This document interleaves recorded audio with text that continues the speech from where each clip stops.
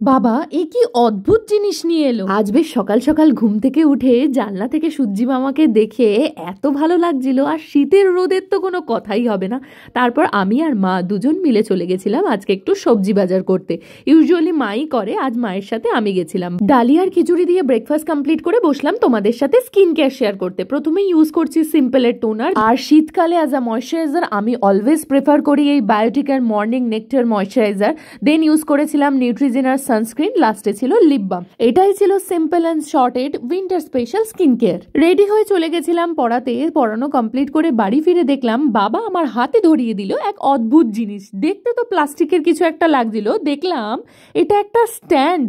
কিসের স্ট্যান্ড জানো? মোবাইলের স্ট্যান্ড। আমি দেখে এত অবাক হয়েছি, আর এটা খুবই ইউজফুল একটা প্রোডাক্ট। আর মোবাইলটাকে বেশ ভালোভাবে হোল্ড করছিল, আর মোবাইলটাকে ল্যান্ডস্কেপ পোর্ট্রেট দু রকম ভাবেই রেখে কিছু দেখা যাবে। বেশ কাজের জিনিস।